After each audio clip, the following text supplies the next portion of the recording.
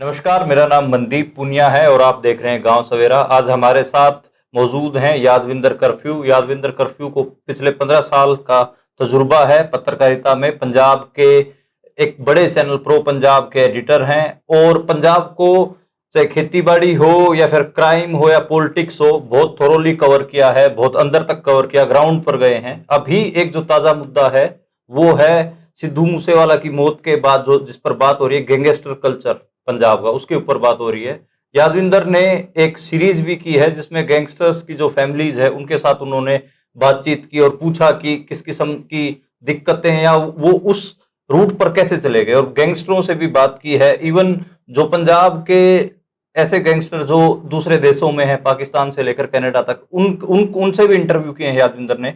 यादविंदर, आपने बहुत सारे गैंगस्टरों का इंटरव्यू भी किया, उनके परिवार वालों से भी बातचीत की है, और अभी नेशनल मीडिया में लगातार गैंगस्टर कल्चर पे पंजाब के ऊपर बात हो रही है। इसको आप कैसे समझाना चाहोगे? देखो, मैं सबसे पहले तो ये बताना चाहता हूँ कि 6-7 साल पहले बेसिकली ये फिनोमेना एकदम तो शुरू नहीं हुआ, पर ये 2011-12 में कुछ घटनाएं आनी शुरू हो गई थी और 16-17 तक, जा कह दीजिए 14-15 तक ये काफ़ी हाईलाइट हो गया था। तो मैं 2016 में मैं इन सभी के घरों में गया जो बड़े नाम थे उस टाइम। तो मेरा पर्सपेक्टिव ये था, क्योंकि मैं कुछ चीज़ों को दुनिया में क्या हो रहा है पढ़ लिख रहा था, कि जब दुनिया में बड़ी मूवमेंट्स चलती हैं तो उनके जो बड़े लोग होते हैं, जो बड़े मिलिटेंट होते हैं, उनकी फैमिली से लोग बात करते हैं जाके। बहुत सारी ऐसी स्टोरी देखी थी, तो वहाँ से मुझे आइडिया आया कि यार इनकी फैमिली के पास तो जाना चाहिए। चाहे वो विक्की गौंडर सबसे बड़े गैंगस्टर थे उस टाइम, उनके घर गया मैं। बहुत छोटे किसान, 3 एकड़ ज़मीन थी उनके पास। चाहे वो गुरप्रीत सेखों हो, वो ठीक ठाक घर से थे। चाहे वो शेरा खुब्बन हो, शेरा खुब्बन भी आम एक किसानी का लड़का था। और इनमें से ज़्यादातर जट सिख फैमिलियों से थे, ज़्यादातर जो इनमें थे जो स्पोर्ट्समैन थे। तो मैंने उनसे पूछा कि क्या रीज़न रहा है ना, आपके घर आपके बेटे क्यों चले गए? तो बहुत सारे उनमें उन्होंने जवाब दिए।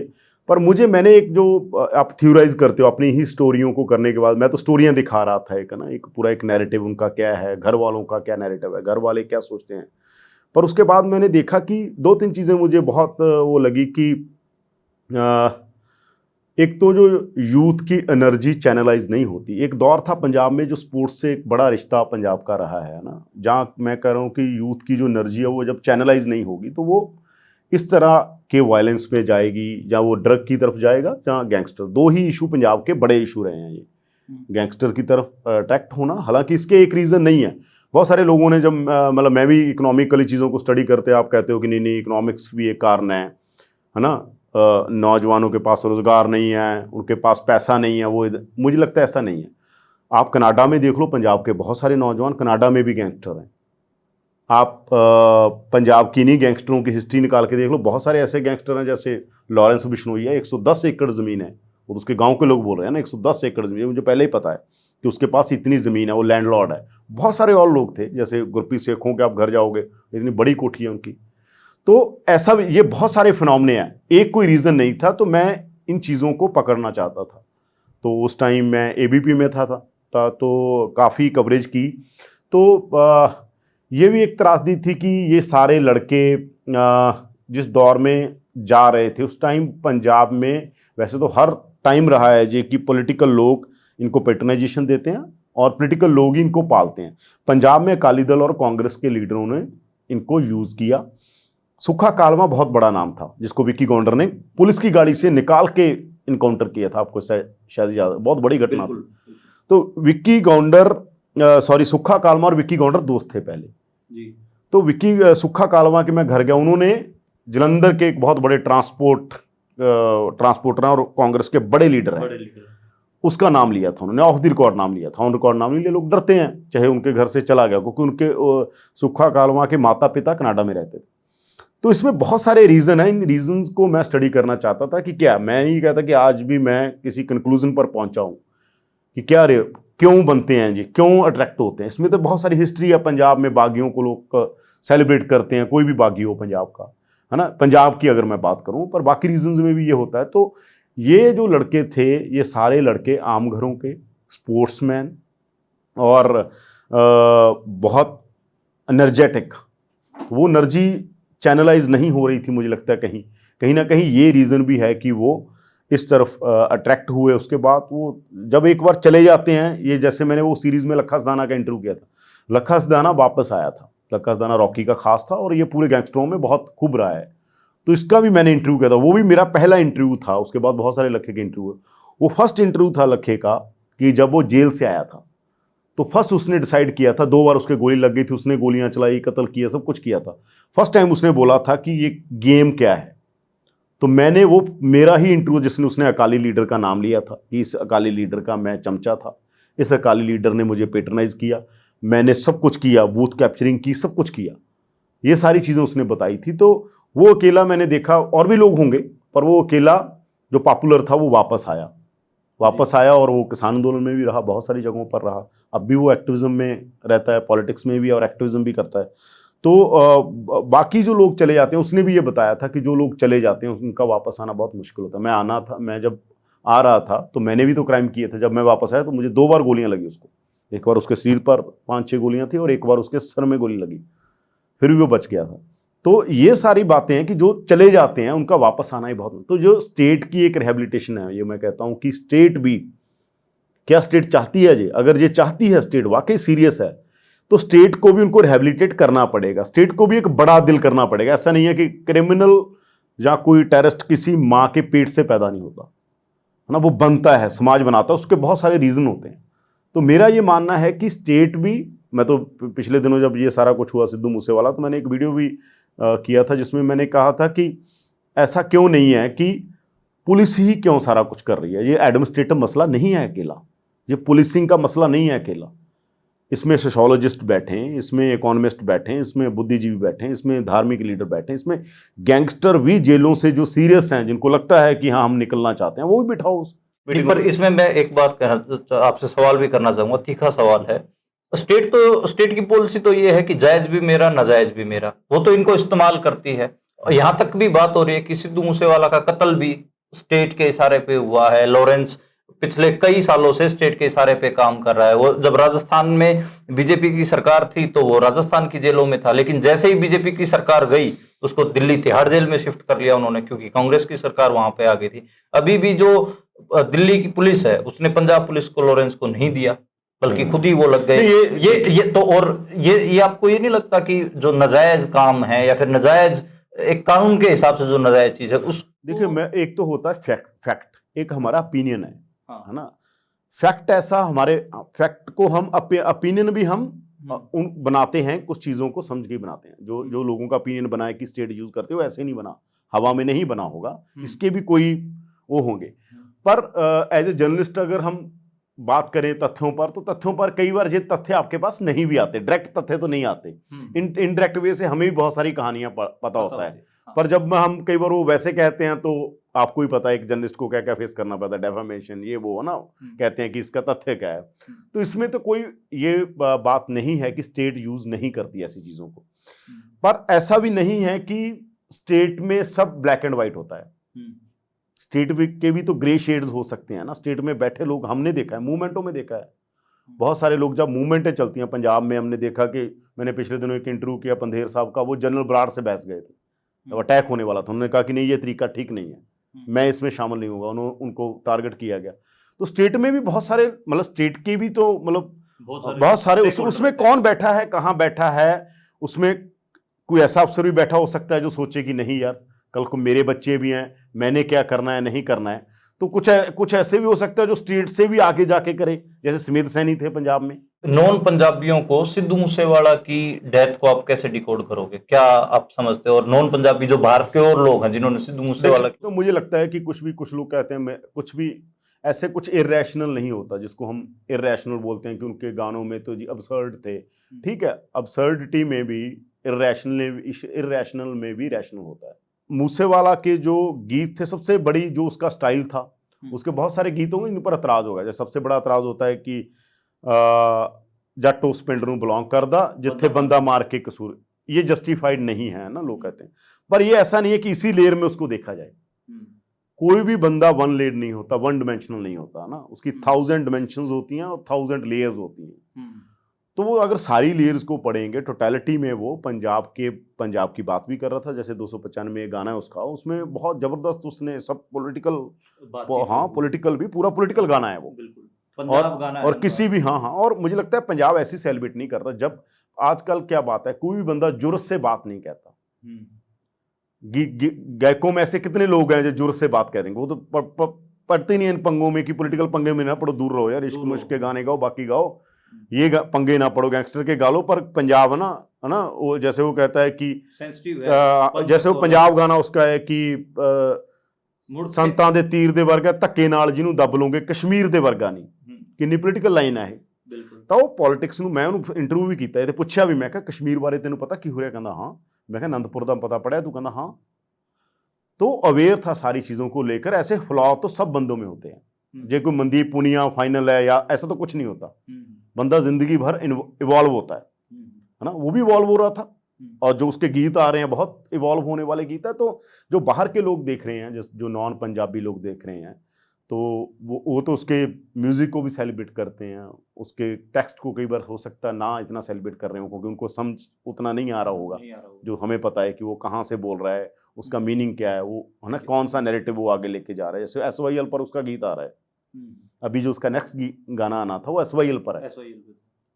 तो ये सारी बातें हैं, जो भी लोग उसको सिर्फ म्यूज़िक से सेलिब्रेट कर रहे हैं, उसका टेक्स्ट जहाँ उसकी जो पोइट्री है, मैं कहूँगा जब आप देखोगे उसको, कहो, कुछ बड़े लोगों से मेरी बात हो रही थी, जो पंजाब के बड़े लोग हैं, जो पोएम पर, पोइट्री पर, सब चीज़ों पर स्टडी करते हैं, उनका कहना था कि ऐसा नहीं है। ऐसे जो कुछ लोग कहते हैं ना, जो आलोचक होते हैं, वो कहते हैं कि ये क्या है ना, जो खास तौर पे किसी धारा से जुड़े होते हैं, विचारधारा से, जो उस विचारधारा का नहीं होता, उनको लगता है कि ये तो मीनिंगलेस है ना। ये किसी बड़े आलोचक ने कहा कि ऐसा नहीं है, उसका सब कुछ, बहुत कुछ मीनिंग वाला था। ठीक है, वो कितनी वो एज थी, वो 22 साल में गाना शुरू हुआ, 28 साल में खत्म हो गया, 6 साल का पीरियड है। तो 6 साल में क्या इवॉल्व हो रहा था बहुत सारी चीज़ों को लेकर। क्राइम के तौर पर उनकी मौत को कैसे देखते हो, कि वो एक सिर्फ गैंगस्टर वॉर है जिसके अंदर वो मारे गए, या फिर उसके पीछे कोई राजनीति या कुछ? मुझे लगता है इसके पीछे राजनीति भी होगी। राजनीति ऐसे होगी कि जिससे वो काम करवाया जाता है, कई बार उसको पता ही नहीं होता कि किस टाइम, कौन से टाइम उससे क्या करवाया जा रहा है ना। ये तो मतलब, ये तो हमने दुनिया की आप बड़ी एग्जाम्पलों में हमने देखा है कि कौन किससे क्या करवाता है। कई बार करने वाले को, कराने को वो लिंक ही नहीं पता होते। तो ठीक है, वो अपनी तरह का था, हो सकता है उससे फिरौतियाँ, ये लोग कहते हैं कि उससे फिरौतियाँ मांगी गई, उसको किया गया, उसने उससे मना कर दिया। कुछ लोग उस पर एलिगेशन भी लगाते थे कि वो भी किसी ग्रुप से इन टच था, पर ये बाद में DGP ने कहा कि नहीं, मेरे कहने का ये मतलब नहीं था। पहले उन्होंने गैंगवार कहा था, कुछ और लोग भी उनके बारे में ये कहते हैं, पर मसला ये नहीं था। मसला ये है कि मुझे लगता है कि पंजाब की जवानी इस तरफ क्यों जा रही है, और पंजाब में इतने बड़े बड़े नाम, सब पंजाबी लड़के हैं ना। मिड्डू खेड़ा भी तो पंजाबी था, सिद्धू मूसेवाला पंजाबी है, लॉरेंस भी तो पंजाबी है, लॉरेंस बोहर का है।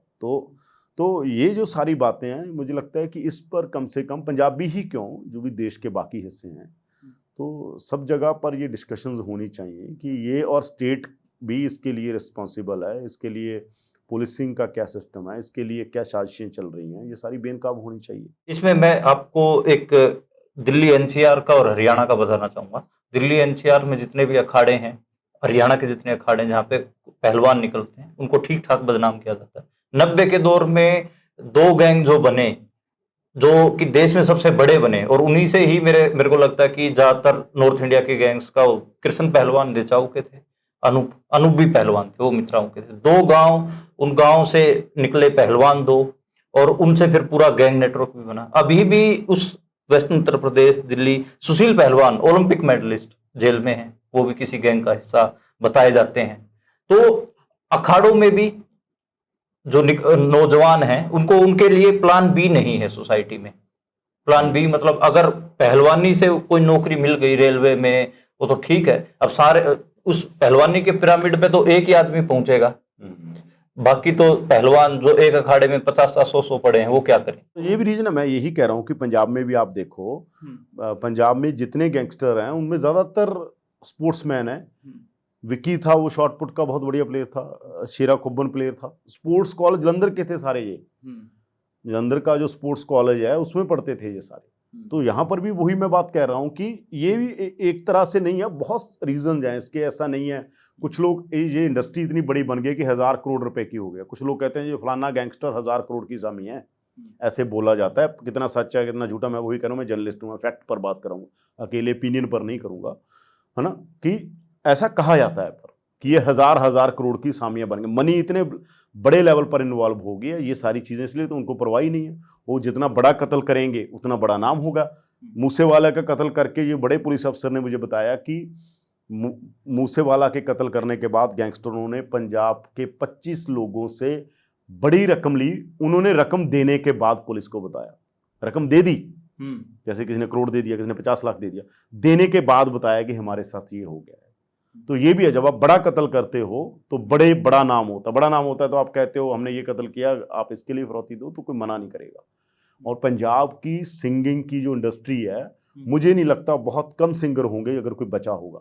सब लोगों से कोई बताता है, कोई नहीं बताता, सब लोगों से पैसे ले लिए गए हैं, कईयों से रेगुलर लिए जा रहे हैं, रेगुलर लिए जाते हैं। ये बात बिल्कुल सही है। मेरे को भी एक सिंगर ने, तो मूसेवाला वो था जो अड़ता था, वो उसके बहुत सारे, मैं ये नहीं कह रहा कि उसकी कहानी क्या है, पता नहीं क्या क्या कहानी आगे पुलिस उसको करेगी, पर वो मना करता था। हाँ, वो अड़ता था बहुत सारी चीजों के लिए। सुना है कि वो फंस जाता था कि जो होगा देखेगा। दिल्ली एनसीआर के एक बहुत बड़े गैंगस्टर ने मुझे बताया था, जब वो पॉलिटिक्स में आए और वो चुनाव लड़ रहे थे, तो उसने मेरे को बोला कि यार मनदीप, गैंगस्टर जो हमारी सोशो इकोनॉमिक और जो पॉलिटिक्स है ना, वो भी बना रही है। अब जो नई इकोनॉमिक कंडीशंस है और नई इकोनॉमी डेवलप हो रही है, चाहे वो रेंट इकोनॉमी हो, रियल एस्टेट हो, या फिर पार्किंग, जो मेट्रो स्टेशन बने दिल्ली में, उनकी पार्किंगों के कब्जे तक, केबल टीवी आया तो उसके कब्जे तक, हर जगह मसल पावर की जरूरत थी। अब रियल एस्टेट में वो उसने मेरे को साफ कहा कि जो सिविल के मैटर हैं इंडिया में,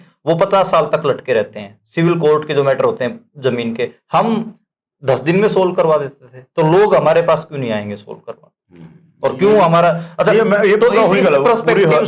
इस पर्सपेक्टिव से मैं पंजाब का जानना चाहता हूँ। ये है पंजाब में भी, ये सोशल, पंजाब में वो थोड़ा सा, ये जो आप बिजनेस कह रहे हैं, ये तो पॉलिटिकल लोगों के पास है पंजाब में, उन्होंने आगे उनको यूज छोड़ी गया। ऐसा नहीं है कि गैंगस्टर के पास भी नहीं, पर गैंगस्टरों ने पंजाब की, सुना है कि बहुत सारी फिल्म कंपनीज बनाई हैं उन्होंने, फिल्म कंपनी, म्यूजिक कंपनी में उनका पैसा लगा हुआ। पैसा क्या, सीधा क्या, हमारा भी शेयर रखिए, ऐसा है। केबल वगैरह का या बाकी चीज़ें, पंजाब में पॉलिटिकल माफिया बहुत बड़ा था, वो पॉलिटिकल माफिया के पास ही गया। पॉलिटिकल लोगों ने अपने तरीके से डील किया, कांग्रेस ने डील किया, अकालियों ने अपने तरीके से डील किया। यहाँ तो पॉलिटिकल लोग भी ऐसे हैं ना, गैंगस्टरों जैसे हैं पंजाब में। तो उन्होंने अपने तरीके से वो सारी चीज़ें, गैंगस्टर उनके चमचे बने रहे। ये मुझे पता है कि माजा, मालवा, दुआबा में अलग अलग जगह कौन कौन सा गैंगस्टर अकाली दल से इन टच था, कौन कौन सा कांग्रेस से इन टच था।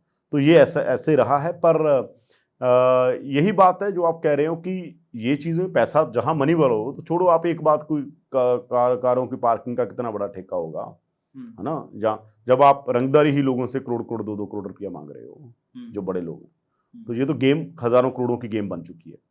केबल वगैरह तो छोटा रह गया काम, नहीं, वो तो गुर्गों का काम है ना। हाँ। मेन गैंगस्टर तो कुछ और करेगा। हाँ। वो उसके गुर्गे संभाल लेंगे, पार्किंग और साइकिल स्टैंड। मतलब मुझे बहुत हैरानी हुई थी कि जब मेट्रो स्टेशन जो दिल्ली में है, उनके नीचे जो पार्किंगे हैं, उनके ऊपर जब मुझे गैंगवार का पता चला गुर्गों के बीच में, तो मुझे बहुत हैरानी हुई थी कि मैं इससे क्या ही कमाई होती होगी। तो यही है कि ये सारी चीजें हैं। मतलब मैं यही कहता हूँ कि देखिए, आप स्टेट को, ठीक है, स्टेट क्या कर रही है, समाज क्या कर रहा है, ये लोग क्यों जा रहे हैं, इस पर एक हॉलिस्टिक अंडरस्टैंडिंग चाहिए। कम से कम मान लीजिए स्टेट अपने तरीके से कर रही है, स्टेट वैसे ही करेगी, ये मान के चलिए आप। फिर भी क्या इस पर जो डिस्कशनें होनी है, जो वो भी तो, उसमें तो सारे लोग शामिल हो ना, बाकी लोग तो है ना। अच्छा, मान लीजिए पुलिस और स्टेट कहती है कि आप, हम, है ना, कि बाकी लोग तो उस लेवल पर आके इस पर एक ऐसा संवाद खड़ा करें कि वो लार्जर सोसाइटी पर एज ए नैरेटिव जाए, ताकि कम से कम लोगों के मन में, जो मनदीप कह रहा है, बाकी कह रहे हैं, उनके लोगों के पास तो जाए कि ये है क्या, फिनोमेना क्या है, ये कैसे है। अच्छा, एक आखिरी सवाल है। इस पूरे मामले में खेतीबाड़ी कबीलों से जुड़े हुए लड़के ज्यादातर देखे जाते हैं। जो मेन बड़े गैंगस्टर हैं, वो कोई जाट परिवार का है, कोई जट परिवार का है, कोई बिश्नोई है, सारे खेतीबाड़ी कबीले, कोई गुज्जर है, यही सब है। तो एज ए सोसाइटी या एक समाज, खेतीबाड़ी समाज को भी, हरियाणा पंजाब के, अगर पंजाबी समाज को बोले, हरियाणा के समाज को बोले, खेतीबाड़ी समाज को बोले, तो वो इस पूरे मामले से कैसे निपटें, कैसे उस चीज से निकल सकते हैं? लगता है जी सबसे बड़ी बात तो ये है कि हमारा जो संवाद है ना सोसाइटी का, वो बुरी तरह टूट गया है। मतलब वो जो संवाद होना चाहिए बच्चों के साथ, बंदा बहुत ज़्यादा सेल्फ सेंट्रिक हो गया है। परिवार भी बहुत सेल्फ सेंट्रिक हो गए हैं। परिवार में 5 लोग हैं तो 5 लोग फ़ोन पर हैं, 5 लोग अपने कामों में बिजी हैं। ये भी एक कारण है। मैं यही कह रहा हूँ कि इसका कोई अकेला एक कारण, पॉलिटिकल कारण, एडमिनिस्ट्रेटिव कारण नहीं हो सकता। ये भी एक बड़ा कारण है कि वो जो फैमिलीज़ हैं जो आप कह रहे हैं, जिनके बच्चे बहुत एनर्जेटिक हैं, जो फार्म ट्राइब से आते हैं, बहुत सारे अलग अलग जगह से आते हैं, उनको कम से ज़्यादातर हम देख रहे हैं जाटों के, गुज्जरों के, जट्टों के लड़के ज़्यादा इसमें आए हैं। तो मैं यही कहूँगा कि वो जो एंगेज है, एंगेज करने की बात है। एंगेज कैसे करना है, ये तो एक रीज़न एक नहीं हो सकता। वो अपने बच्चों को, पूरा समाज भी एंगेज करे। बच्चे समाज के होते हैं, वो माता पिता के नहीं है ना। पूरा समाज उनको कैसे एंगेज करता है, माता पिता उनको कैसे एंगेज करते हैं, तो उससे कुछ चीज़ें ठीक हो सकती हैं। ऐसा तो नहीं है कि कोई सोसाइटी पूरी तरह से क्राइम मुक्त थी, पूरी तरह से समाज क्राइम मुक्त होगा, ऐसा तो नहीं है। वायलेंस से कोई समाज पूरा मुक्त था या पूरा मुक्त होगा, ये तो आइडियल स्टेट चीज़ हो सकती है। तो ये है कि चीज़ें कम होती हैं, चीज़ें ठीक हो सकती हैं, उनको ठीक करना चाहिए। जी, शुक्रिया यादविंदर हमारे से जुड़ने के लिए। ये थे यादविंदर जी, जिन्होंने जो पंजाब की गैंगस्टर कल्चर है उसके ऊपर थोड़ी सी नज़र डालने की कोशिश की, जिसमें इन्होंने जो परिवार हैं और जो गैंगस्टर हैं और जो पूरी पंजाब का जो एक पॉलिटिकल सिनेरियो भी है गैंगस्टरों के साथ मिल के काम करने का, वो भी इन्होंने समझाया। लखा सदाना के बारे में भी बताया, जो गैंगस्टर जो पूरा सिस्टम था उसको छोड़ के वापस आए और सोशल एक्टिविटीज़ में लगे। इसके अलावा भी इन्होंने उन नौजवानों की बात की जो कि खेल में इन्वॉल्व थे, स्पोर्ट्समैन थे अच्छे, लेकिन उसके बाद गैंगस्टर बने क्योंकि उनके पास कोई प्लान बी नहीं था।